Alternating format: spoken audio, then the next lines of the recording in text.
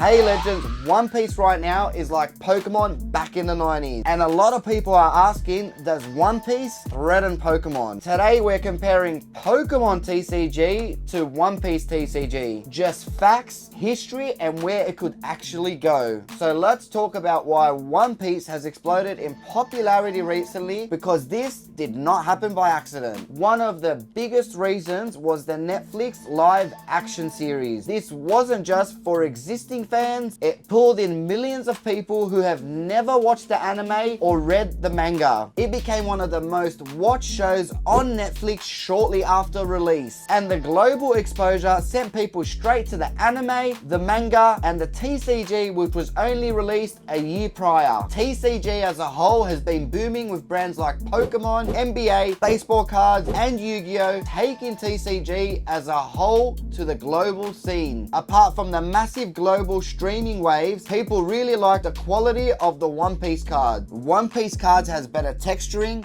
artwork, and quality control. Let's compare these two cards. If you look at One Piece compared to Pokemon, One Piece, the artwork pops more, the texturing's better, and even the look of the cards is better than Pokemon. Let's look at even the thickness. The thickness compared to One Piece compared to Pokemon, it feels like 2 or 3 Pokemon cards is the thickness of one One Piece card. Even the quality control in One Piece is much better than the quality control in Pokemon. Everyone knows, as you can see, let's use this card as an example. The centering is shocking. If you look at One Piece, the centering is spot on. The back, front, if you look at Pokemon, the front and back is quality control is shocking. The corners usually always have widening on it. This one doesn't have it. One Piece is just perfection. Look at that, the front, look at the back.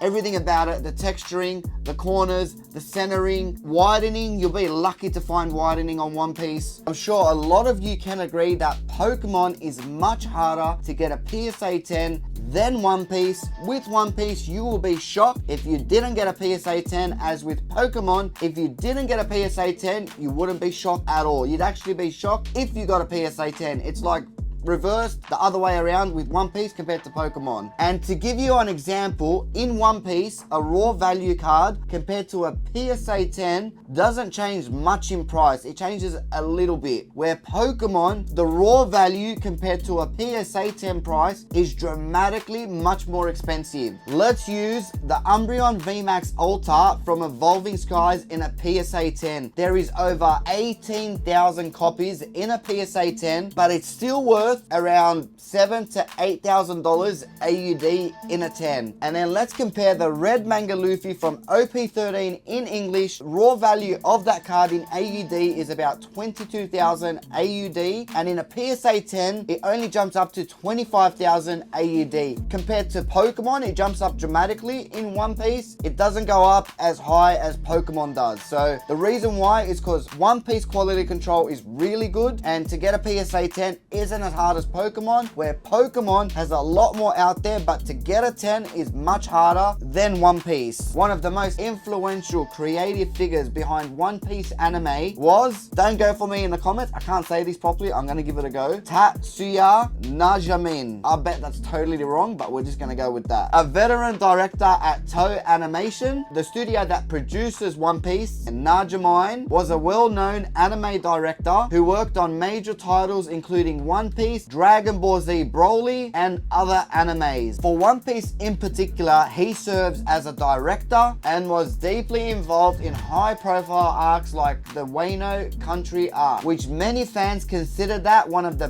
best parts of the anime. On August 20, 2025, sadly, Najamin passed away at the age of 53 from an illness. Many fans credit him with helping elevate the visual quality and the storytelling of the One Piece anime. And some people also say his passing is a reason why a lot of people got back into collecting and watching the anime. An important clarification, very important. And no, the rumors are not true that he died from working on the One Piece anime and he was overworked and that's what made him pass away. It's actually from his illness, which his family and colleagues later in the year confirmed that he was ill and that was the reason why he passed away, not being fatigued from working on the anime. So One Piece didn't just grow on its own. There was actually a lot of factors that influenced its growth. It rode a massive global streaming wave and taken advantage of its massive existing fan base. Before we look at the competition, it's important to understand why Pokemon dominated the TCG for 30 years. Pokemon has dominated the TCG for over 30 years thanks to nostalgia, global brand recognition, and constant innovation from the first edition Charizards in the 90s to modern sets with GX and VMAX mechanics. It has created multi-generational collector base, the strong secondary market, official tournaments, and online communities, which it makes it easy for both new and veteran collectors to stay engaged. Now let's talk about if One Piece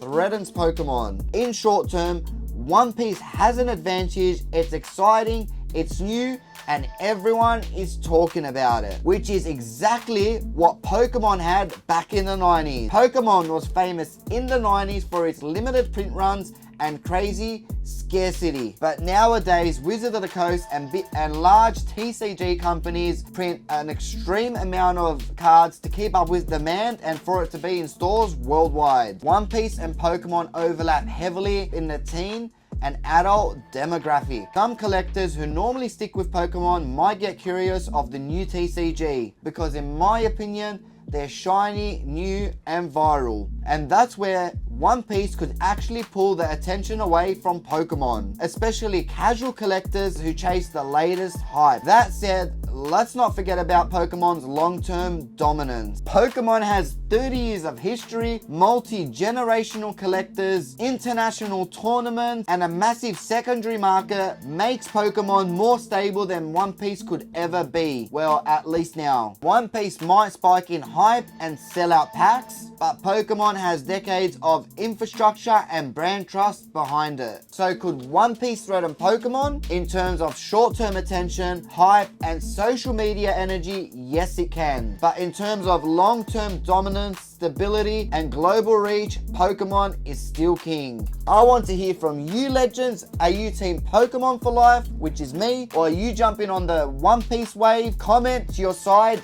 down below. Don't forget to like, subscribe, and let me know which video you guys want me to do next down below in the comments.